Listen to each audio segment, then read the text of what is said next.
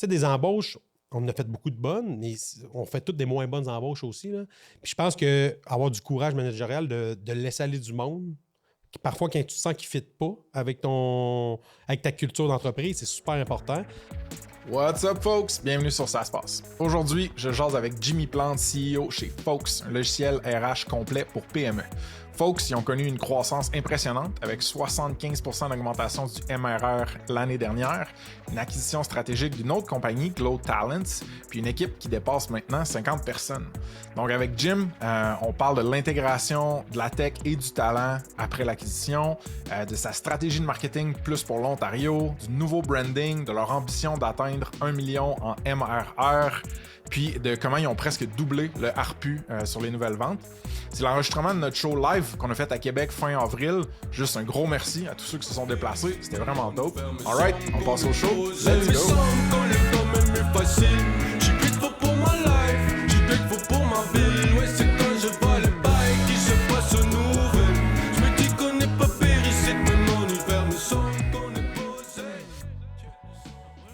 Alright, pour ceux qui ne savent pas encore, ça se passe, une des premières lignes d'affaires puis manière qui fait qu'on est capable d'être profitable puis d'opérer, c'est nos partenaires annuels certifiés. Fait qu'on en a 4. Je pense qu'il y en a certains qui sont présents à soir. On a Unicorn Cloud, Eric et puis Ben sont là. Si vous voulez aller leur poser n'importe quelle question sur le nouveau SaaS qu'ils ont lancé et qui sont en train de lancer, Stable, et puis sur gérer votre AWS sans trop de casse-tête, allez voir les boys et l'équipe. On a le Chiffre, qui est un bureau comptable avec des CFO fractional, un paquet d'offres malade à Montréal. Je pense pas qu'on a le monde du Chiffre. Non. Alright. Je savais pas quel son faire pour ça. Fait que, mais ils sont malades. Vous pouvez tout le voir, ce monde-là, sur saspace.com/partenaire avec un S. On a Léviat Légal, qui sont mes avocats préférés. On a tout du monde de Léviat. Je pense que... Oh, ben oui, Guillaume Falardeau, avocat fondateur et programmeur en cravate, mesdames et messieurs. N'hésitez pas à aller lui parler de VC, de fonds, de tout ce que vous voulez. Une machine. Puis last but not least, on a Baseline, des pros en intelligence artificielle qui accompagnent un paquet de SaaS et d'autres business. On a tout du monde de Baseline? Dave, t'es là? Malade. Très content de te voir. On a un pod qui sort ensemble avec Dave bientôt où est-ce qu'on a eu un moment de matrice incroyable. Fait que je vous invite à stay tuned, comme qu'ils disent dans le milieu. On a des partenaires produits vraiment, vraiment sick. Vasco pour votre go-to-market. Missive pour gérer vos courriels en multiplayer. Puis on a Apollo 13, un studio de développement no-code, low-code, insane à Québec. Tout ce beau monde-là, ça se passe.com/partenaire avec un S. Puis là, j'ai une nouvelle. Je sais pas si le monde, ça fait genre 1 an qu'ils nous suivent, vont le voir, mais à peu près au même temps, l'année passée, j'ai fait genre yo, je suis en train de péter en deux parce que je me sens comme Spider-Man, genre qui tient la compagnie de même. Puis la compagnie, c'est le Subway. Avez-vous vu Spider-Man? Avec Tobey Maguire.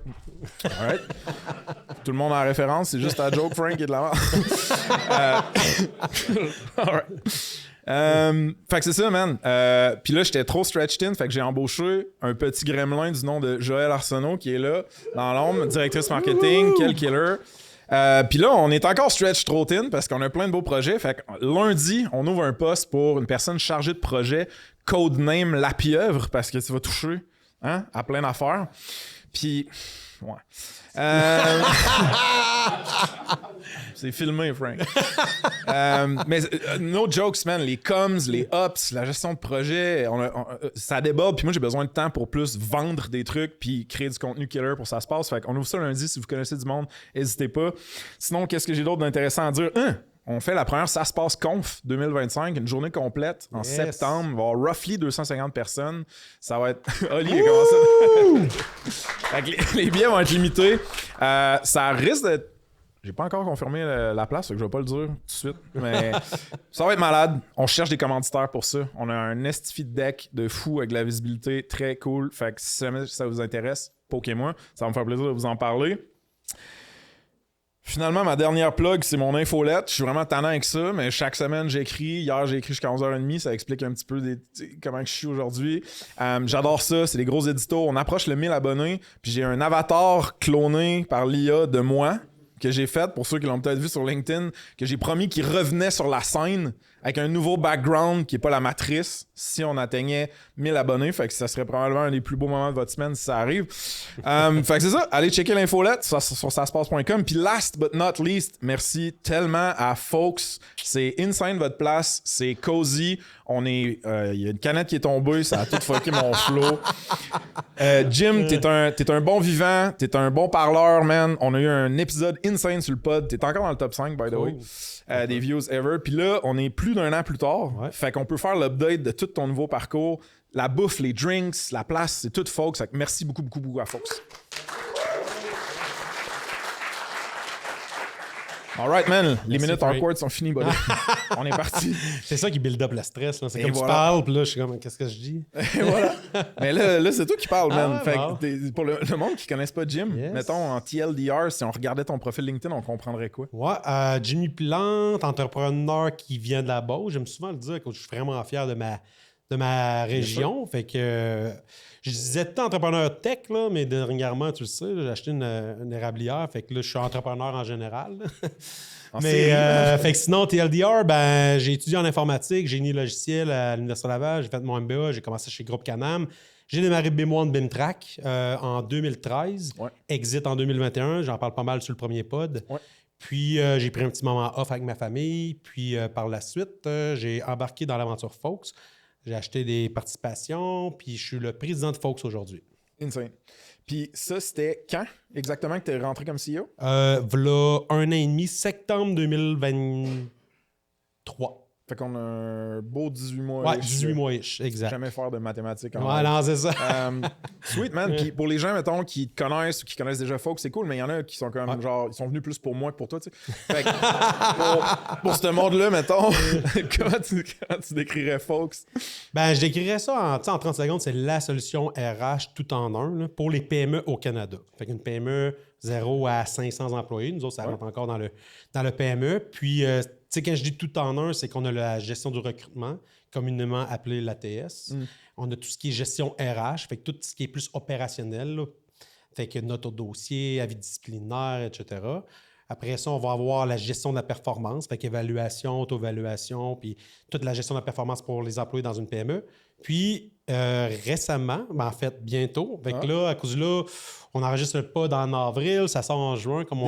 Début juin. On va sortir ça le 27 de mai avec notre nouvelle plateforme, mais la gestion de la paye. Fait qu'on sort un module de gestion de la paye intégré dans notre plateforme. Fait que ça, c'est quand même un gros morceau qu'on sort dans le prochain mois. C'est rough parce que je voulais ADP comme. Tu vas te plaire avec Folks Pay. C'est une farce. C'est vraiment insane. On va pouvoir voir comment que tu renouvelles, comment vous renouvelez la plateforme. Mais j'ai le goût que tu me lances genre une coupe de métriques pour qu'on puisse situer la compagnie est où dans sa taille, sa croissance ou whatever. Fait qu'aujourd'hui, on est à 5 millions d'ARR. Quand on a fait le premier pas, on était à 3 millions, voilà environ ça, 18 mois peut-être. Là. Nice. Fait qu'une très belle croissance. Fait que 5 millions d'ARR, on est à 1400 à 1500 clients actifs, 100 000 dossiers d'employés qu'on gère dans notre plateforme RH. Fait que on a 100 000 NAS, 100 000 salaires, tu sais, c'est quand même de la donnée. Là. C'est un bon honeypot pour les hackers. Ouais, c'est ça. Fait que 100 000 NAS. C'est pour ça qu'on investit beaucoup dans la sécurité de l'information puis qu'on est SOC 2 type 2. C'est vrai. Puis on a 8000 postes d'affichés présentement actifs avec notre ATS. OK, Fait nice. que, Ça couvre tout le genre de life cycle de l'expérience employée, basically presque. Là. Du recrutement jusqu'au offboarding, passant par la paye, passant par onboarding, offboarding. Fait que, effectivement. Puis ici, mettons, dropper d'autres chiffres. Là, Vas-y, drop. Mettons, là, on a un RPU de 350 quand on regarde tous nos clients. 350 de MR. Mais dans la dernière année, on est à 550. Fait que, avec la stratégie de pricing puis la... Puis notre diversification, là, on a commencé à grossir les... Fait que ARPU, pour le monde qui sont moins SaaS, là, Average Revenue per User, ça c'est une base mensuelle. Là, mensuelle, exact. Super. Ben, tu m'as envoyé, by the way, excellent guest, parce que tu m'as envoyé genre le même deck que tu enverrais à des investisseurs, basically, là, avec un paquet d'infos. Puis là-dedans, tu disais justement que le MRR avait augmenté de 75% sur une période de 12 mois. Ouais. Puis là, juste pour être clear, genre, vous êtes bootstrap, right? Vous n'êtes pas comme en hyper croissance de genre extrêmement financé par des VC ou exact. whatever. En fait, tu sais, moi, dans ma tête, il y a le bootstrap, que c'est les autres qui vont juste jamais lever de dette, rien, puis tu as le VC. Puis moi, je suis comme dans... J'ai tout le temps promu un peu dans le centre entre les deux. Là. Fait qu'on a leveragé de la dette avec la BDC puis Desjardins. Fait qu'on a une certaine dette, mais je prends ça pour investir dans la compagnie, faire croître la compagnie. Fait que... Fait que je me considère bootstrap, mais avec de la dette. Là, c'est bon. Moi, tout, je suis en train de leverager de la dette avec la BDC, mais pas les mêmes niveaux que toi. Je pense que c'est... Juste... All right. J'ai vu le PO tantôt, puis j'étais à l'autre étage. J'étais comme, hey, passez-moi un peu l'argent. All right, man. insane. Qu'est-ce qui explique, dans le fond, la growth de 75%, grosso modo? Ouais, fait que 2024 a été une très grosse année pour Fox. Le gros de la growth, c'est vraiment la croissance organique. Fait que, on a rentré 300 nouveaux clients à un average de 500-550 MRR par mois. Ça, c'est environ 150 000 de new MRR qu'on a rentré juste par ça. Puis il y a 2 autres leviers qu'on a eu l'an passé, c'est on a augmenté les prix de notre base historique de nos clients. Fait qu'il y en a qui payaient vraiment pas cher depuis très longtemps. Fait qu'eux autres, on les a augmentés. OK, nice. Il y avait une certaine crainte à l'interne, mais ça s'est bien passé. Puis ça a généré peut-être 25 000 de MRR direct sa top line. Nice. Puis on a fait une acquisition de Glow Talent, une nouvelle ATS, qui a généré un autre 25 000 MRR directement sa top line. Fait que je dirais le 75% est composé, un bon 50-60%, c'est vraiment la croissance organique. Le reste était généré par augmentation des prix puis acquisition. OK. Ouais. Puis Glow Talent, c'est avec un S? Ouais, Glow Talents. Ouais. Glow Talents, ça arrive comment sur la table, ça? Parce que si je comprends bien, il y avait des fonctionnalités de Applicant Tracking System d'ATS avant même cette acquisition-là, Exact. Right? Exact. Fait qu'on avait un ATS très, très de base, je dirais. OK. Puis, à un moment donné, il y a notre directrice de compte, elle savait qu'on était comme... on a le goût d'acquisition, si ça fit avec notre vision, en fait. Là. Fait qu'elle a appelé notre directeur des finances, puis elle a dit « Hey, il y a un monsieur à Montréal qui a construit un ATS qui scale moyen, puis il serait prêt à exit. » Fait que c'est la personne qui travaillait chez Glow Talents, dans le fond? C'est directrice de compte chez Desjardins. Là. Ah, OK, ouais, exact. Ceux qui vous avaient donné de l'argent. Ouais, exact. Prêter de l'argent. Là. Prêter, c'est ça. J'ai de la misère encore. Elle coûte cher, là, fait que c'est pas donné. Mais non. Mais fait que c'est ça. Fait que c'est le fun. Elle nous a fait une passe à palette. On rentre en contact avec le propriétaire de Glow Talent. Sylvain le connaissait. Sylvain qui est le fondateur de Fox. Fait qu'il m'a introduit. Puis on a commencé à négocier. Puis le monsieur était rendu là dans son histoire, dans le fond. Malade. Puis, tu sais, les autres, il y avait 37 clients qui ont acheté 25 000 MRR, comme je disais tantôt. Aujourd'hui, c'est tu sais, en 6 mois, moins de 6 mois, là, on est rendu à 250 clients juste avec Glow Talent. Là. Fait que on est vraiment en train de scaler cet ATS-là. Puis on avait un ATS, comme on disait, fait qu'on est en train de transférer des clients de notre ATS Legacy vers cette ATS-là, qui est vraiment plus puissante, mieux fait construite. Fait que t'upgrades la tech puis le price, mettons? Oui, exactement. Okay. Puis la team, tu sais, on avait plus ou moins, on avait un dev, genre, qui s'occupait, un demi-dev qui s'occupait de l'ATS, tu sais, parfois d'un bord puis de l'autre. C'était comme un peu l'enfant mal aimé, peut-être? Ou... Genre. Exact. On mettait tous nos efforts dans le SIRH, initialement. Mais là, avec ça, ben, il est arrivé 5 personnes aussi, avec 5 personnes dédiées à l'ATS, avec déjà une base de clientèle, avec déjà du MRR. Fait que là, nous autres, on est venus consolider ça puis rentrer ça dans notre famille de produits, que je pourrais dire. Malade. Ouais. Puis je vais assumer, mettons, que la tech était peut-être plus user-friendly ou moderne que ce que tu avais. Parce que sinon, t'aurais pu faire le play de refactor de ton ATS existant, mais genre... Puis aujourd'hui, si j'aurais fait ça, j'aurais une squad complète à refactor mon ATS. Hein. Et non à construire la nouvelle plateforme qu'on va lancer le 27 mai. Okay. Mais là, on a une team complète sur le nouvel ATS. Puis il avait déjà investi 3,5-4 millions dans cette technologie-là. Fait qu'elle était bien bâtie, plein de fonctionnalités, mais elle ne scalait pas comme le monsieur voulait. Fait que là, rentrer ça dans notre équipe de vente marketing, là, on est capable de scaler ça. Puis, tu sais, c'est le premier pod qu'on a fait, tu m'as comme mentionné, ton expérience comme vendeur, parce que tu as vendu BIMTrack, BIM1. Ouais. Mais tu as aussi eu quand même de l'XP d'acheteur, parce que tu es passé à travers certains deals de M&A avec New Format. Ouais. Après, ça t'a-tu aidé, ça, dans ce deal-là, genre, d'avoir été comme des 2 sièges d'un M&A, Merger and Acquisition? Ouais. Ben oui, je dirais que oui. En fait, j'ai jamais fait une transaction complète, une acquisition complète. J'ai été souvent, comme tu viens de le dire, dans le siège d'une vérification diligente. Fait que j'en ai peut-être fait 8-9, là. Puis des grosses quand même, dans le temps que j'étais chez New Format, le 2 ans que j'étais chez New Format. Ça, c'était l'acheteur de de BIM1. Ouais. Fait qu'on a peut-être 7 ou 8 exploré des acquisitions qui n'ont jamais abouti. Mais on fait le processus, on fait tout ce qu'il faut. Fait que j'étais comme dans le siège de l'acheteur, mais il n'y a jamais rien qui aboutit. Dans le siège du vendeur, ben, j'ai vendu BIM1 BIMTrack. Ouais. On a vendu aussi New Format 2 ans après à un autre gros fonds d'investissement. Fait que cette expérience-là, définitivement, elle m'a aidé dans l'acquisition de Glow Talent. Là. Ouais. C'est ça. Moi, je me demande quasiment aussi si ça a pas teinté, mettons, tes réflexes entrepreneuriales de genre, yo, il y a des plays que je peux faire que ça passe par de l'achat et de la vente de compagnie. Pas juste builder à l'interne ou genre avoir des partenaires. Fait que tu sais, t'étais comme imbibé peut-être de ça. Genre. Définitivement. Je veux dire, je me rappelle encore que j'étais BIMTrack, c'était comme on voulait tout builder, être clean, puis on va le faire par nous autres mêmes, puis tout. Là, on s'est fait acheter par New Format. J'ai eu ces 2 ans-là qui m'ont éveillé sur le M&A. Puis il y a vraiment tu peux construire aussi à l'interne, mais il y a aussi cette voie-là de faire des acquisitions pour faire croître ta business beaucoup plus rapidement. C'est des défis différents. C'est des défis différents, exact. T'as comme des raccourcis ou des accélérants quand tu fais un M&A, mais ça vient avec genre des frictions potentielles. Fait que genre, intégrer de la tech, de la culture d'une corp à l'autre, c'est pas tout le temps genre smooth, là. Complètement. Puis toi, t'as-tu smooth pour toi? Tu sais, mettons, je fais un backtrack avec B1, BIMtrack. Tu sais, il y a eu de la friction quand même. Une compagnie américaine qui arrive, une culture qui est différente. Le monde de BIMtrack, il rit. En fait, ils sont tous plus là. mais c'est ça. Fait qu'il y a eu certaines frictions quand on... C'est ça, après certains moments. Fait que, mais tu sais, puis je comprends, ça fait partie des défis du M&A. Là. Dans le cas de Glow Talent, petite équipe, 5 personnes, une petite tech. Tu sais, moi, jour 1, on a fait une full integration. Là. Fait que jour 1, les personnes étaient distribuées dans les différentes équipes qu'on a chez Fox. Je leur avais pitché 3 semaines avant le jour de la transaction. Là. Vous allez rapporter à qui? Puis ces gestionnaires-là, on leur a parlé. Puis jour 1, quand on l'a annoncé, ben, c'était déjà full intégré. Là. Le monde était déjà dans les équipes. Puis ça a bien été. Ouais.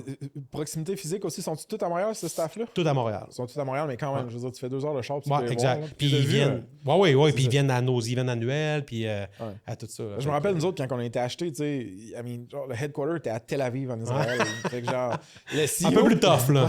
Le CEO et le CTO sont passés, ils allaient au bureau du Colorado, ils ont fait un crush par Montréal. On leur a envoyé un taxi puis une poutine, puis là, ils sont venus. Puis, à Québec? Ouais, ils sont venus à Québec. Okay. C'était insane, mais genre, c'était 8 heures de temps, quick and dirty, puis après ça, t'as le time zone, t'as la culture, t'as la différence. Fait que toi, cette proximité-là, qui a sûrement dû aider ton intégration Day One que tu parles full. Oui, définitivement. Puis je pense que cette compagnie-là était rendue là. Il était juste 5, puis il était prêt à un renouveau, une plus grosse structure. On a une petite entreprise encore, mais on est quand même bien structuré en fonction et tout. Fait que je pense qu'il était prêt à ça. Puis je pense... Je ne veux pas parler plus haut que mon chapeau, là, mais je pense qu'il se place aussi présentement dans l'organisation qu'on est puis la culture qu'on dégage. Là. C'est sick, man. C'est vraiment sick. Je suis quand même curieux. On n'en avait pas parlé en pré-entrevue parce qu'on a parlé d'autres affaires que ce qu'on devait parler en pré-entrevue. Mais combien de temps ça a pris ce processus-là? Parce que tu sais, il y a des M&A que c'est genre, ça finit plus. Mais toi, ça a été quand même quick ou? Oui, assez rapide. Je dirais en première discussion téléphonique, genre avril 2024. Puis septembre, tout était fait, puis c'était intégré. Puis, Fait qu'assez rapide, là. All right, folks. Un petit shout-out à Unicorn, partenaire certifié, ça se passe. C'est une firme d'experts en info nuagique, AWS, Amazon Web Services, qui ont les talents et les processus pour migrer, scaler, optimiser les infrastructures cloud pour les startups et les SaaS. Il n'y a pas de jargon inutile dans leur affaire, pas de solution démesurée, juste une team de passionnés dev puis cloud qui peuvent vraiment vous conseiller, vous sauver des bidous, puis même construire du produit avec vous. Check them out sur saspace.com/partenaire avec un S. Il y a une solide entrevue avec le founder Éric Pinet. OK? De retour au pod. Puis, un affaire qui est intéressant avec tout, c'est que justement, tu sais, mettons, moi, je suis très émotif et sensible, fait que j'ai vécu toutes sortes d'émotions quand j'ai vendu ma compagnie, mettons. Puis, je me dis, si j'en achetais une aujourd'hui, je pense que j'aurais beaucoup plus d'empathie pour le ou la vendeuse, mettons, qui vend la compagnie. C'est-tu ton cas, toi, as-tu plus d'empathie? Ouais, c'est une bonne question, ça. À cause je pense qu'en M&A, il faut... Tu sais, dans une entreprise, il faut que tu aies de l'empathie, évidemment, là, mais en M&A, il faut quand même que tu aies une froideur. Là, je veux dire, tu peux comprendre qu'est-ce que l'autre vit, mais en même temps, tu négocies des gros chiffres. Là, fait que je dirais non. J'ai pas tant eu d'empathie. Là. Je fais une réponse longue, là, mais pas vraiment.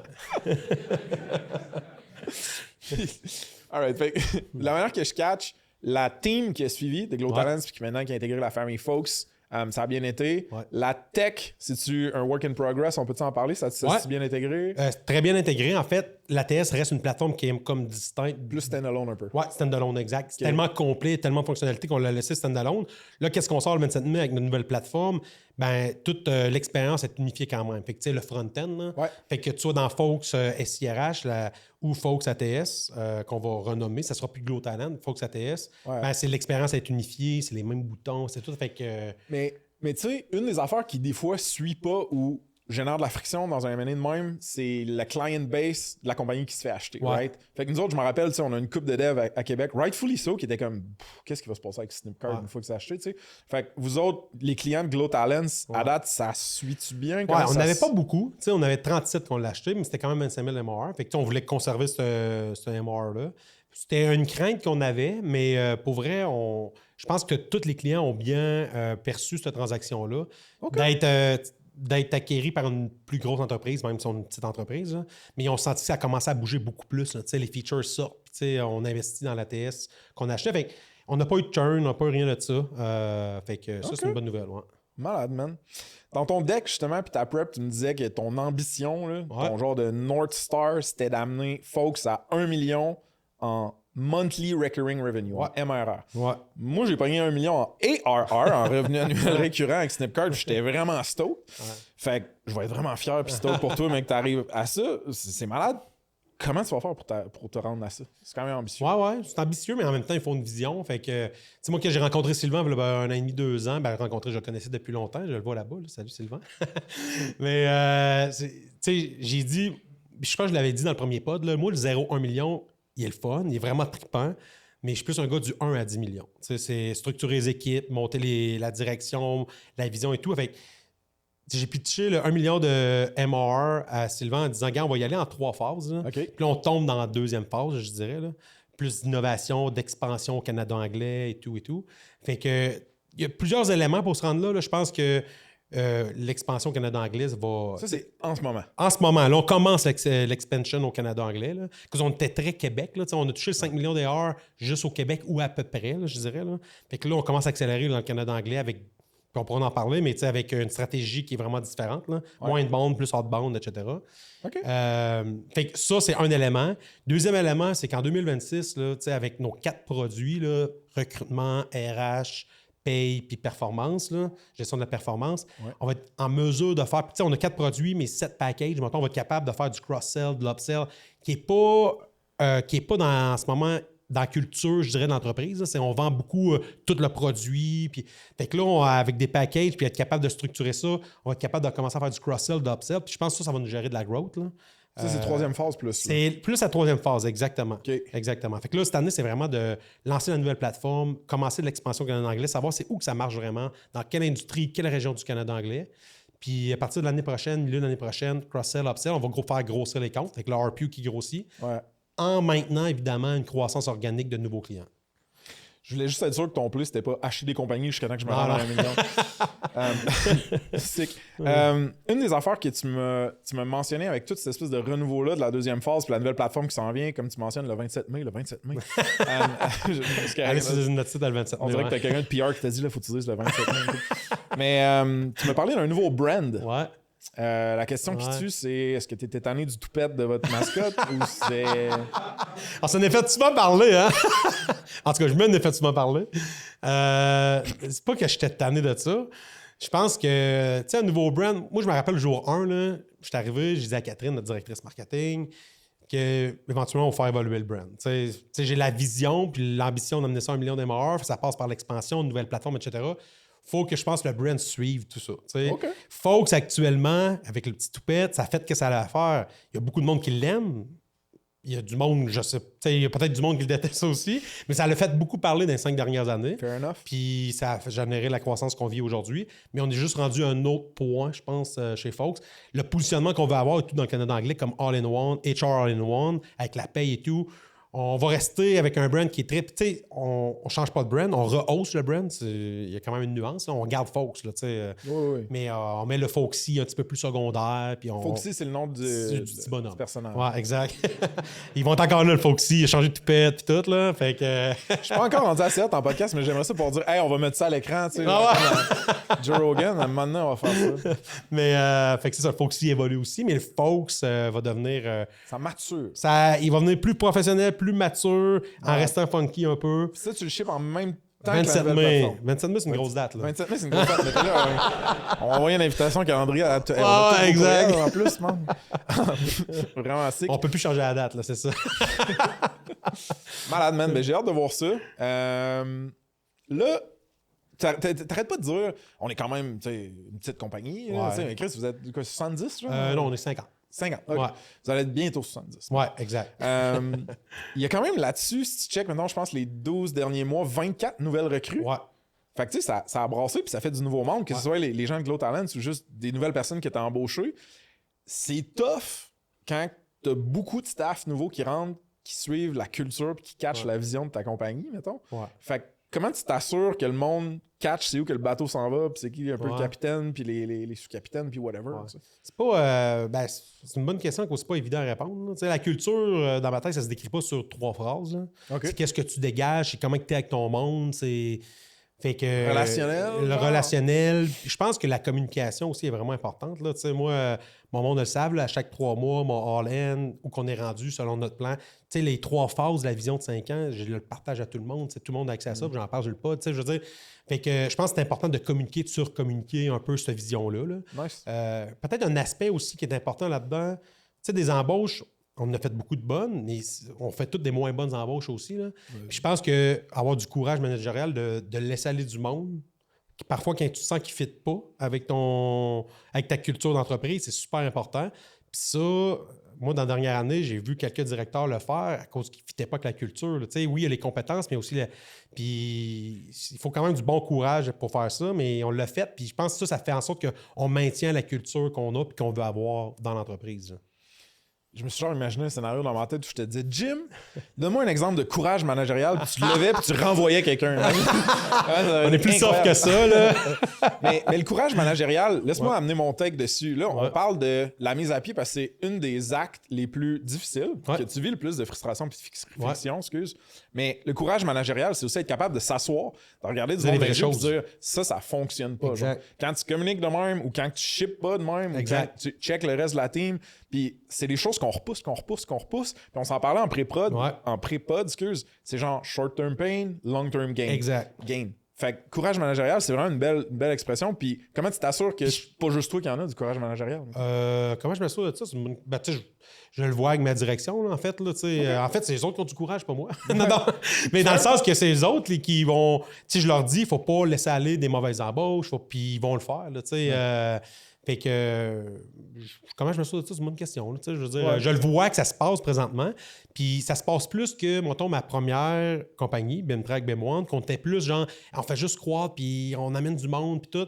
Là, je sais... C'est important de le faire. Tu sais. On a appris à la dure. Là. Mais tu penses-tu que ne pas avoir été là du 0 à 1, comme tu parlais de folks, puis d'arriver un petit peu plus tard, puis de continuer l'aventure, ça te donne une distance qui te permet plus d'avoir le courage?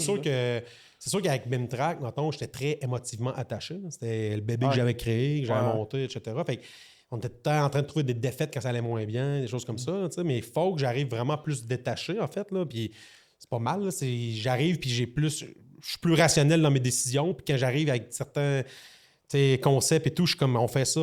Puis je pense que la direction me suit là-dedans. Puis c'est ça qui fait que ça va bien. Là. Malade. Ouais.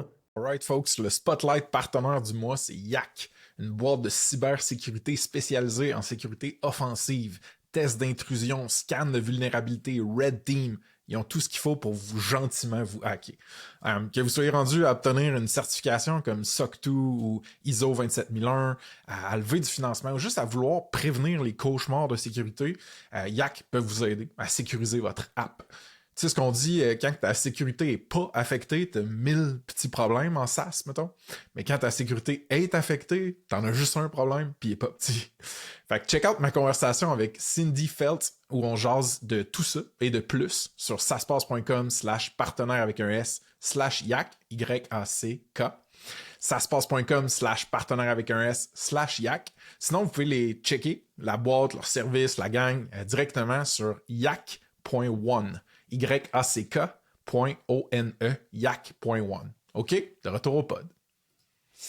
En 2023, début 2024, notre dernier pod, en tout cas, tu me parlais de faire attention un petit peu avec le naming de suite C, puis des si, blablabla. Puis ça peut être à double tranchant de namer ma question, c'est juste être sûr que les bottines ont suivi les babines, puis qu'aujourd'hui, si je demande, il n'y a pas genre 8 suite C qui lèvent chez Fox, mettons. Genre. Bon, on est rendu à 8 C-level. Non. Non, pour vrai, oui. Explique-moi pourquoi. Ouais, c'est ça. Ben, tu sais, avant, tu sais, quand on était 24, c'est le premier pod, là. J'avais une équipe de direction, je me suis équipé de 2 autres directeurs qui manquaient. Puis aujourd'hui, à 50, c'est la même affaire. Puis je pense qu'à 80, ça va être encore la même affaire, tu sais. Puis, tu sais, les C-level, la réalité, je l'ai vécu un peu avec New Format. C'est pas vrai que tu es un C-level qui a un budget d'1 million avec 2 ressources toi, puis tu es peut-être un directeur ou un... peu importe, là, mais tu n'es pas un vrai C-level. Puis oui, je pense à l'organisation, à cause plus que tu vas grandir, à un moment donné, tu vas vouloir des vrais C-level, puis il va falloir que tu rentres du vrai C-level. Puis si tes directeurs ont la compétence d'aller là, tant mieux. Mais si tu dois te mettre un vrai C-level, ben ça va être plus facile à faire. Fait que c'est plus que si tu te. Tu sais, souvent, le monde va prendre des titres de C-level pour attirer, quand ils sont des jeunes startups. Mais à la place, parle des responsabilités, de la vision, de quoi qu'ils vont s'occuper. Puis fais-les croire en ta vision, puis ils vont venir avec toi quand même. Là. Ça, c'est l'aspect plus business. Puis il y a l'aspect. Moi, je pense vraiment à la personne. Quelqu'un qui a un C-level, un titre de C-level, puis il s'occupe de 2 personnes, 1 million de budget, puis qui retourne sur le marché par après à cause qu'il démissionne ou qu'il s'en va. Tu sais, tu vas arriver pour appliquer à des jobs de C-level, puis ils vont faire.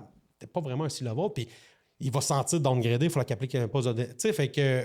Allez-y en étapes. Là. Ça, c'est beaucoup la plus jeune génération aussi. Là. Ils veulent rapidement arriver à un titre de C-level, mais pour vrai, allez-y en étapes. Puis tu peux être un directeur qui gère 15 millions de budget, là, puis tu vas avoir plein de responsabilités, une grosse équipe. Puis, tu sais, fait que c'est un peu ma philosophie au travers de ça. Là. Mais ce qui est beau dans cette philosophie-là, c'est aussi de réfléchir à l'arbre de carrière de la personne. Ouais, pas juste à genre l'impact que ça va avoir dans la compagnie, côté hiérarchique, mais c'est genre après. T'sais. Après. Parce qu'une carrière, souvent, c'est multiples entreprises. Exact. Puis là, t'arrives, puis là, t'es jeune, t'as été 3 ans sur level, mais avec une petite affaire. Moi, j'étais CEO chez Snipcart. Ouais.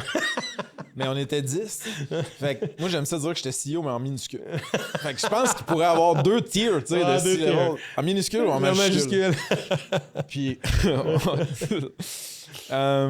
sweet, man. Le ARPU a augmenté. Le average revenue per user a pas mal augmenté.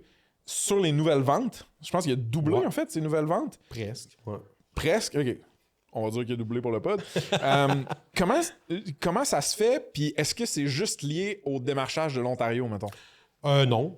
Non. Je pense qu'avec la maturité de l'équipe et tout, puis le produit qu'on amène sur le marché, on était capable d'aller chercher les plus gros comptes. Fait que tu sais, un 1000 employés aujourd'hui, on en a des 1000 employés de plus en plus, là. Donc, ça fait remonter le RPU à cause qu'ils ne payent pas 500$ par mois, là, les 1000 employés. Fait que la grosseur des comptes a augmenté, fait que le RPU a augmenté aussi. On a aussi ajusté notre pricing. Je l'avais compté dans le premier pod, mais initialement, on vendait quand je suis arrivé à 3$ par employé par mois, puis il n'y avait pas de package, puis c'était juste ça pour toute la plateforme. On a commencé à mettre de la stratégie autour du pricing, puis des packages et tout. Ça fait en sorte que oui, tu peux rentrer quelqu'un à 3$ ou à 4$ par employé par mois, mais tu peux l'augmenter à 7 puis à 10 par la suite. Puis, fait que c'est comme ça que notre RPU grossit. Okay. Fait que, il y a l'acquisition de nouveaux clients qui est vraiment important, mais il y a aussi de faire grossir nos comptes là, pour atteindre le fameux 1 million d'MR. Oui, parce que le levier de pricing, c'est un levier puissant sur lequel tu devrais tirer plus que passer. Ouais. Question par rapport à l'Ontario, je connais pas le market en HR Tech en Ontario. Fait que t'as-tu remarqué que les prix des compétiteurs étaient plus élevés? T'as-tu ajusté ton prix spécifiquement pour ce market-là ou juste c'est cave? On est encore une itération, je dirais, mais en ce moment, on a le même pricing en Ontario. Okay. C'est juste qu'on remarque que l'Ontario est beaucoup plus transactionnel, moins relationnel. Ici, au Québec, si tu connais la personne, tu vas y vendre ton logiciel, puis il va aimer quitter, puis... En Ontario, ils sont très transactionnels. C'est comme, je regarde Folk, je regarde Bamboo, je regarde, puis je m'en fous de quitter, mais je regarde des logiciels. Fait que c'est bien correct, mais c'est juste qu'on adapte notre stratégie d'approche, puis la façon qu'on va vendre le logiciel. Fait qu'il y a plus de discounts. Quand la compétition, j'ai l'impression qu'en ce moment, en Ontario, les compétiteurs vont être plus agressifs là, sur le prix. Oui, exact. Fait que s'ils discomptent, on va discompter, puis on va être agressif aussi. All right. Il y a quelqu'un un des SaaSPals supporters, ça, c'est le monde qui supporte l'infolette, entre autres, puis qui ont une coupe de perks. Puis une coupe de perks inclut une question sur le pod. OK, good. Fait que j'ai Sébastien Bibeau de ton équipier qui a une question pour toi. Votre stratégie de ciblage et d'impression est ultra efficace. Je vous vois partout dans mes feeds tout le temps, même quand je mute vos pubs. C'est bon, ça. Est-ce que... tu sais, il me paye à l'année, mais je vais en poser cette question.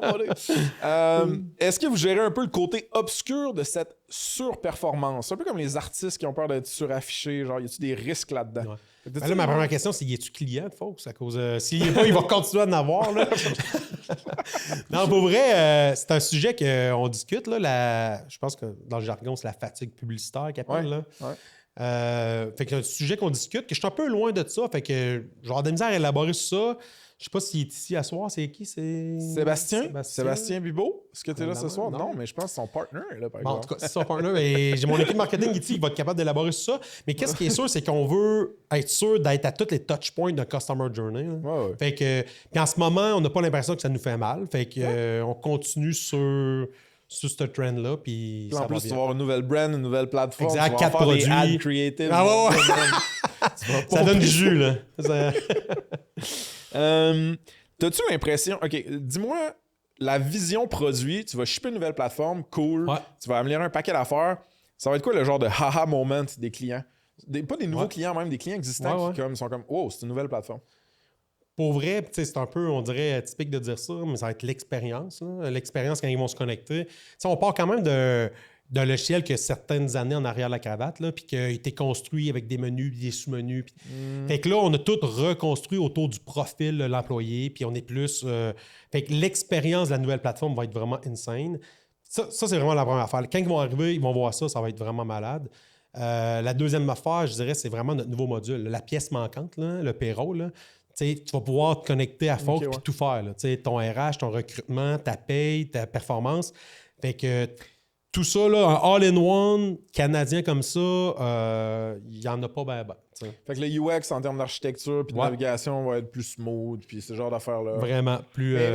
Parce que tu dis, il va peut-être avoir un haha juste à pouvoir gérer ta paye, mettons, dans Fox comme plateforme globale, mais pourquoi vous développez un modèle? On dirait que je me suis déjà fait dire une couple de fois par du monde, genre, man, la gestion de la paye, c'est de la merde, genre, je veux pas développer ça nécessairement, ou il y a des gros incumbents, whatever. Fait que ma question pour toi, c'est stratégiquement, pourquoi vous développez votre module de paye au lieu de vous intégrer avec peut-être plus ou d'autres? Ben, on est intégré avec d'autres. En ce moment, ça, c'est la première affaire, c'est qu'on est intégré avec des Netris de Jardin, Payworks, ADP de ce monde. Mais tu viens de le dire, le monde, c'est comme, hey, c'est de la merde, c'est vieux, c'est difficile de se retrouver, etc. Ben, on a saisi ça, on a entendu ça dans les dernières années. Fait qu'on a fait hier, on va l'unifier, on va faire un module de paye qui est vraiment simple, qui est slick, qui est moderne.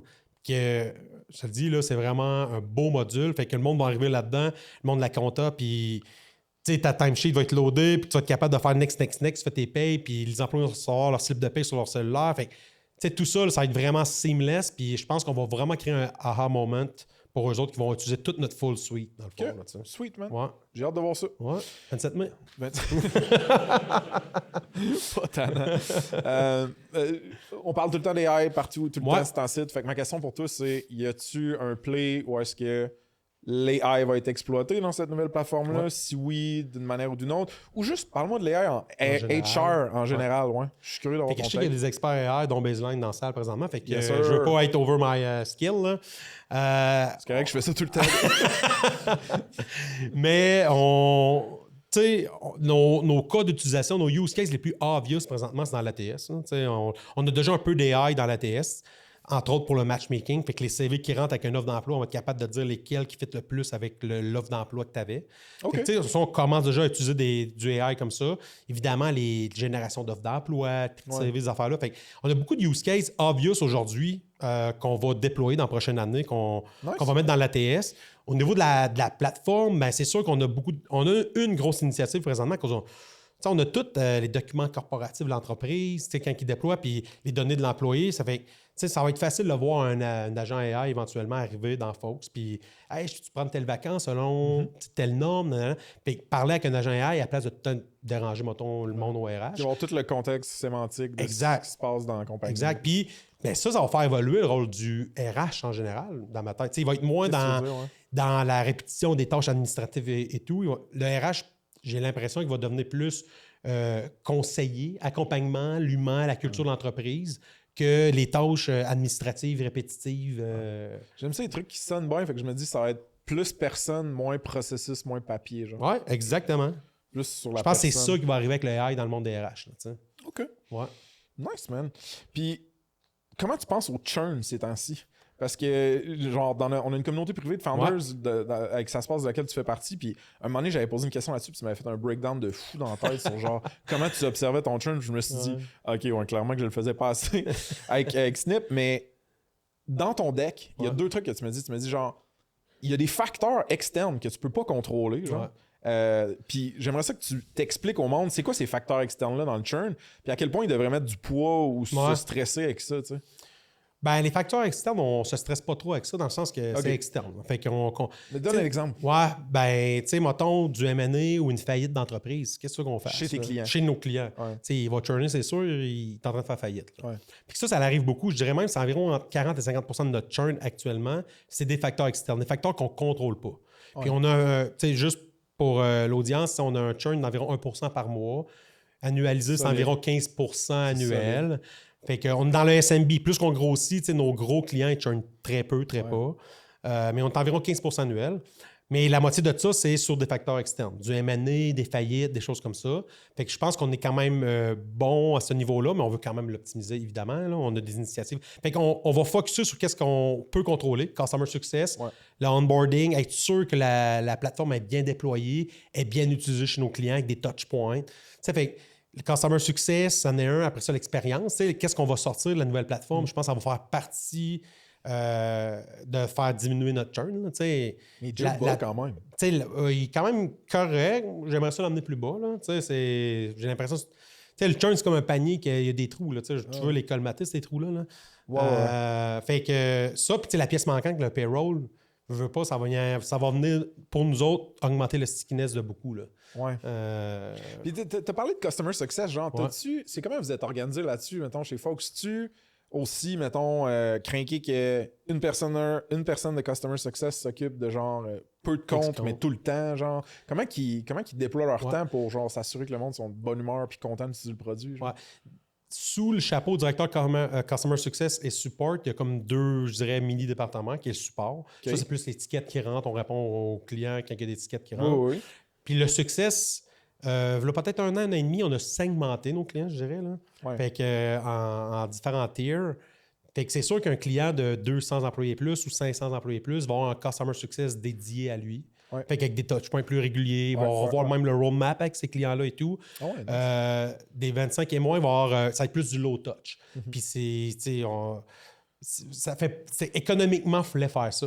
Tu ne peux pas dédier un directeur Customer Success à un client qui te ramène 100$ par mois, mettons. C'est comme un peu avec les planifs financiers. Avant que je vende Snipcard, je n'en parlais pas. À ce temps, j'en parle souvent. Ouais, c'est ça, exact. De moins en moins, par exemple. All right, Frank, tes finances personnelles, c'est le podcast. Sweet, man. On s'en va dans notre closing, puis on va pouvoir ouvrir pour des questions. Ouais. Ben, ton vin est fini. Ouais, c'est ça. J'ai fait signe à du monde, mais personne qui me remplit. Fait que... il me reste 2 petites questions pour toi, mon Jim. Puis après ça, on va pouvoir remplir ça. La première, c'est genre, quel SaaS ou outil vous utilisez à l'interne qui vous amène du bonheur chez Fox? Hey, ça, j'en parle tout le temps, puis je suis tellement... je le promouvois à cause qu'il m'a vraiment, je dirais, allégé cette tâche-là, mais c'est Vanta. V-A-N-T-A. V-A-N-T-A. Fait que c'est pour de la conformité, SOC 2, type 2, on est SOC 2, type 2 et tout. Je sais que mon ancien directeur SI est dans la salle présentement, Vincent. On avait fait ISO 27001 chez BIM1 BIMTrack. Quand même en 12-18 mois, c'était lourd, c'était dur. SOC 2 automatise tellement notre conformité, puis rapidement, là, tu plugues toute ta tech stack, puis tu vois... J'ai pas obligé de me plugger à chaque jour sur Vanta, puis j'y vais à chaque jour juste à cause que les dashboards sont beaux, je vois qu'est-ce qui se passe. Tu m'as montré, c'est un sous-domaine, genre Trust... Il offre le Trust Center aussi. Ça, c'est une partie de Vanta, là. OK, excuse. Fait que, tu sais, nos clients qui veulent savoir, on est SOC 2, c'est quoi... Toutes les questions par rapport à la sécurité, les autres, ils offrent un Trust Center. Fait qu'on active le Trust Center puis ils peuvent aller télécharger tout ce qu'il faut. Dude, on avait tellement jamais vendu genre mid-up market avec Snipcard. Je savais même pas que ça existait un Trust Center avant que tu me le montres tantôt. C'était vraiment clean. Ouais, c'est super clean. Tout est automatisé. Puis je pense qu'on a comme 600 intégrations. Fait que peu importe le tool que tu utilises, tu le connectes à Vanta puis il va être capable de commencer à... Surtout les AWS puis Google de ce monde. Là. C'est américain. Fait qu'on peut les doxer sur le prix. Ça coûte combien, mettons? Mais nous autres, moi, mon vice-président aux finances, à chaque fois, on négocie, puis après ça passe par lui, puis il renégocie. Là, fait que, quand même, ça nous a coûté, je pense, c'est 12 000 la licence. C'est annuel, ça. Annuel, US. C'est bon. US. Bon. Mais pour vrai, puis après ça, les audits, à cause de là, après ça, les autres, ils disent, ah, gars, on a des auditeurs qui peuvent venir faire ton audit. Puis l'audit de SOC 2 type 2, dans ce cas-là, coûte comme 5 000 au lieu de 50 000. Là. Mais SOC 2, là, éduque-moi vite fait. Là, c'est-tu juste parce que c'est des RH puis c'est justement de la donnée critique qu'il faut que tu sois SOC 2? Non. Ou c'est juste les gros clients qui veulent que tu sois SOC 2? Comment ça marche? Ben, SOC 2, là, dans le fond, on a 110 contrôles qui sont déployés, qui s'assurent qu'on a de la sécurité, dans le fond, que notre sécurité est conforme et tout. Fait que c'est pas juste le RH, c'est tout logiciel devrait avoir une certaine certification au niveau de la sécurité, dans ma tête à moi. Là. Je comprends. Fait que non, on a 110 contrôles, puis en temps réel, on est capable de voir est-ce qu'on est conforme à nos 110 contrôles présentement. On avait définitivement ça, nous autres. Ouais. Sweet, man. Pour finir, mon vieux, avant qu'on prenne 2-3 questions, t'as-tu des shameless plugs? N'importe quoi à promouvoir? Je l'ai fait tout le long. Là. Le 27 mai. Non, mais pour vrai, les autres qui ont déjà vécu Folks avant, revenez le 27 mai sur le site, puis demandez une démo à nos vendeurs, puis vous allez voir, là, c'est un autre univers. Sur la grosse coche, comme on dit. Ouais, c'est la grosse coche. Exact. Super. Ben, Jim, merci, Hey. man. C'était une belle conversation. Merci, mon Frank. Tout le temps le fun. Vous pourrez soit applaudir, soit poser des questions.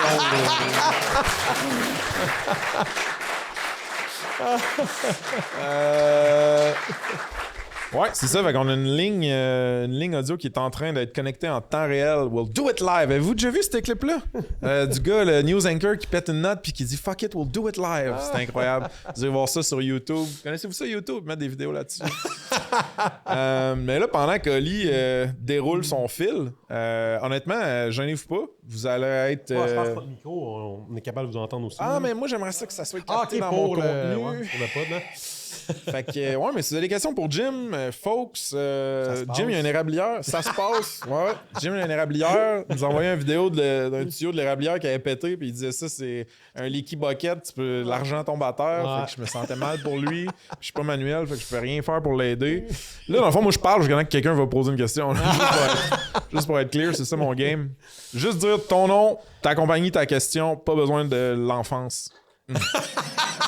En général, je dis tout le temps ça, c'est pas pour toi. Jude Caron, compagnie, disons, alias JS.com. All right. Jim, dans le fond, je vais clarifier quelque chose. Moi, j'ai déjà travaillé avec Jim, consultant sur BIMTrack. C'était visionnaire. Puis justement, je vais faire une petite joke. J'ai travaillé avec Carl Veillette, un visionnaire de produits. Énormément d'énergie. Ça existe-tu, ça, avec des logiciels RH, quelqu'un d'aussi excitant que Carl, là, mettons? Ben, je dirais oui. Puis là, ça ne repose pas sur une personne, ça repose sur une équipe entière. À cause, qu'est-ce qu'on est en train de livrer, c'est pas une personne, c'est toute l'équipe. Puis... Quel bon CEO. Hein? Non, mais pour vrai, c'est bon vrai. Là, métier. puis on la sent, cette vibe-là, cette culture-là. Il y a des anciennes BIMTrack qui sont chez nous aujourd'hui puis qui diraient la même affaire. Là. C'est qu'est-ce qu'on vit présentement, c'est qu'est-ce qu'on vivait chez BIMTrack. Fait que la réponse à ça, c'est oui. Aujourd'hui, je m'occupe un petit peu plus du produit quand même là, qu'à l'époque de BIM1, BIMTrack. Là. Carl, c'est le co-founder? C'était le co-founder, puis c'était comme le code. C'est lui qui avait toute l'architecture. Il avait le background d'architecture, mettons. Okay. Fait que, il connaissait vraiment le marché et tout. Fait que, Il était high energy, lui? Vraiment high energy. Ouais. Tu rentrais dans un meeting avec Carl, puis tu ressortais de là avec... une vision du futur, comme demain, ça va être mieux. Là. C'est lui que j'aurais dû avoir sur le pod. Mais en tout cas, un gros merci, c'est inspirant justement et toi et Frank là, de vous suivre. Good, merci. Good job, Jude. Merci, mon vieux. Yes. Il reste du temps en masse pour 2-3 autres questions. Puis après ça, il va y avoir de la bière, des drinks, de la bouffe. Bonjour. Salut. Bonsoir. J'avais une petite question pour toi, Jimmy, Oui. concernant t'as dit tantôt qu'il allait avoir une stratégie outbound pour tout le Ouais. Canada anglo. Oui. Et là, je suis curieuse de savoir pourquoi tu as une stratégie outbound anglo versus inbound plus Québec. C'est Ouais. quoi la différence? Puis ça serait quoi ta stratégie outbound? C'est une bonne question. Notre stratégie inbound présentement au Québec, elle marche vraiment bien. Fait que notre CAC est quand même relativement bas. Puis on garde ça. Je dis pas qu'on va pas commencer à avoir du outbound éventuellement au Québec. Mais là, présentement, on est dans le inbound, puis ça va vraiment bien. En Ontario, qu'est-ce qu'on a remarqué quand même, c'est que notre brand n'est pas connu. On doit faire du cold call. Fait que là, on a engagé 2 BDR, 1 AI. Ils font du cold call, 400 calls par semaine. Puis ça marche. Puis on combine ça quand même avec le inbound. C'est pas complètement outbound dans le sens qu'on va réchauffer une partie de l'Ontario avec une industrie, avec du inbound. On va faire aller notre logo un peu partout. Puis là, quand ils reçoivent l'appel, ouais, j'ai vu ça quelque part. Fait que on combine outbound et inbound, mais c'est vraiment l'outbound en Ontario qui fonctionne. Juste à comparatif, l'an passé, on n'avait aucune stratégie outbound en Canada anglais. Puis on a eu peut-être 7 à 10 clients dans l'extérieur du Québec. Là, aujourd'hui, après 6 mois de cette stratégie-là, on est à 7 à 10 par mois de clients anglo qui rentrent sur la plateforme. Fait qu'on sent que ça marche, puis on va continuer à accélérer cette partie-là. Là. Très cool. Good job. Excellente question. Merci. Est-ce qu'on aurait une autre question? Allons-y. Non, compagnie, question. C'est mieux. J'ai pas de voix. Ah, man, je respecte ça m'arrive tout le temps en plus, moi aussi. Ouais. OK, je m'essaye. Vas-y. Sam Roux, Canex Technologies. J'aimerais ça que tu nous expliques un peu ton parcours qui vous a amené à choisir la solution All-in-One. Parce que beaucoup de compagnies passent par là. De dire, OK, je commence quelque chose. Là, finalement, les clients demandent de dire, ça serait le fun, les boys, si vous faisiez ça. Ça a été quoi, vous, votre cheminement à cet effet-là? C'est une très bonne question. On a tout le temps été perçu comme un généraliste quand même, folks. Là, on fait un peu de tout dans le RH. Mais là, on se positionne vraiment comme all-in-one à cause qu'on sent que le marché se consolide. Là, puis avoir 8 logiciels pour gérer tes RH, ça fait la job. Là, mais on a l'impression que le marché se consolide puis cherche l'outil qui va être capable de... Un login, un password, tu rentres tout ça, tu es capable de faire la plupart de tes opérations RH. Puis une des pièces manquantes qu'on voyait là-dedans, c'est la paye. Fait que c'est pour ça qu'on a investi là-dedans et qu'on déploie ça. Fait que c'est vraiment là que ça nous a amené. Puis des all-in-one RH canadiens, vous allez il n'y en a pas bien bas. Fait que c'est une position qu'on va prendre aussi dans le Canada anglais. C'est stratégique pour l'entreprise. Puis on va voir où ça nous mène, mais j'ai confiance.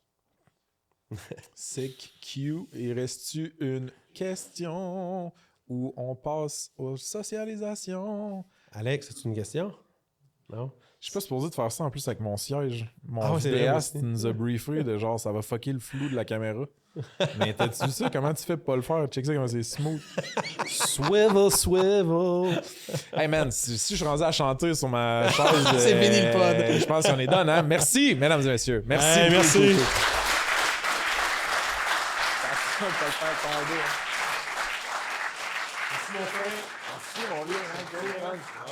Ouais.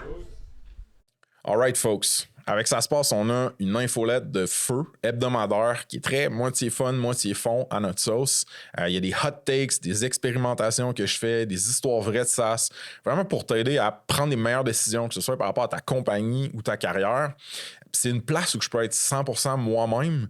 Ça fait du bien, j'adore ça écrire. Fait que d'avoir ce outlet-là, c'est complètement motivant pour moi. Il y a plus que 850 SaaS folks puis curieux qui nous suivent. Ça augmente chaque semaine. J'aimerais ça que vous en fassiez partie puis qu'on se rende à 1000 puis qu'on se rende à encore plus que ça. Franchement, ça me craint au bout d'avoir des nouveaux abonnés qui se joignent sur l'infolette. Ça me craint à continuer d'écrire, à continuer de faire de la recherche, de me poser des questions, d'analyser ma conversation avec cette fondatrice-là ou ce fondateur-là. Ça pourrait être transformé en un éditorial que moi, j'amène dans l'infolette. Fait que, si vous voulez aussi, vous pouvez joindre les SaaS Pals. On a un petit forfait payant là, qui permet de nous supporter directement comme individu ou comme compagnie. On a déjà plus que 22 personnes qui nous supportent comme ça. C'est insane. J'en reviens pas. Puis eux, ils font ça en échange contre des extra goodies, right? Fait que pense à, mettons, des updates extra que je fais avec personne d'autre qu'avec eux, des previews de la roadmap du podcast, des rabais sur les événements, puis d'autres trucs. Fait que vous pouvez aller sur saspace.com. Il y a un pop-up qui va vous apparaître d'en face, en théorie. Puis sinon, il y a, dans le footer, vous pouvez vous inscrire. Sinon, vous googlez SaaSpace puis Beehive. C'est l'outil qu'on utilise pour l'infolettre. Ça me craint vraiment de voir ça grandir. Puis ça me tient à cœur. Fait que check it out. Puis si vous avez du feedback constructif aussi, vous pouvez me le shooter. All right, folks. Un petit shout-out à Vasco, partenaire produit SaaSpace. Vasco, c'est la plateforme RevOps pour optimiser votre commercialisation de SaaS. Ça aligne les ventes, le marketing puis le customer success pour que tout le monde avance dans la même direction, mais surtout que les revenus suivent. Check them out sur saspace.com/partenaire avec un S. Il y a une solide entrevue avec leur architecte de revenus, Alexis Boucher. OK? De retour au pod. Ça se passe, c'est une business d'amour, une business indépendante. Il y a un paquet de choses que vous pouvez faire pour nous supporter dans notre croissance, pour qu'on puisse continuer de créer du contenu de feu, d'organiser des beaux events, puis de mousser, puis de tirer par le haut cette communauté de tech-là qu'on a au Québec. First, si vous n'avez pas ajouté votre SaaS sur notre plateforme, allez sur saspace.com, il y a un gros bouton mauve pour faire juste ça. Vous pouvez check out le job board. Si vous avez une offre d'emploi quelconque, c'est gratuit, un outil super cool pour toute notre audience puis notre réseau. Si vous ne nous suivez pas déjà, par rapport au pod sur Spotify, Apple Podcasts. Allez faire ça, s'il vous plaît. Puis vous pouvez aussi nous laisser un review. Ça nous aide vraiment beaucoup. Vous pouvez nous suivre sur YouTube, qu'on investit de plus en plus là-dedans. On met des shorts, le plus de contenu possible, que ce soit organique ou avec des partners. Fait que check this out. Si vous voulez venir aux événements puis pas manquer de billets, parce qu'on est souvent sold out, vous devriez nous suivre sur Eventbrite. Fait que vous allez sur Eventbrite, vous écrivez ça se passe, vous pouvez vous abonner puis avoir des notifications. On fait ça roughly à peu près chaque mois-ish. Puis last but not least, suivez-nous sur LinkedIn puis Instagram. On met du beau contenu, du contenu souvent drôle. Fait que je pense que ça vaut la peine. Je veux finir cette outro custom-là un petit peu en remerciant les partners certifiés de Ça se passe. On a des compagnies de fous qui nous supportent financièrement, stratégiquement, des fois même psychologiquement dans mon cas. Puis sans ces compagnies-là, la majorité du revenu de Ça se passe n'existerait pas puis on pourrait pas faire ça. Right? Fait que je veux que vous preniez le temps d'aller les regarder. saspace.com/partenaire avec un S. Ils sont tous listés là. Ils ont une belle fiche avec du contenu, avec des liens, des détails. Je vous les nomme rapidement. Leviat Légal, des avocats qui sont tech et founder friendly. Le Chiffre, des comptables et fiscalistes qui sont calés en tech aussi. Baseline, des gros geeks pour innover avec les AI. Unicorn, des experts cloud AWS pour optimiser et scaler votre infrastructure. Puis on a aussi cette année des partners produits. Donc Vasco, une plateforme RevOps pour votre go-to-market. Missive, un inbox collaboratif pour vos teams, pour vos communications de team, pardon. Puis Apollo 13, un studio no-code pour construire des MVPs puis des side projects. Vous pouvez tout aller voir sur saspace.com/partenaire avec un S.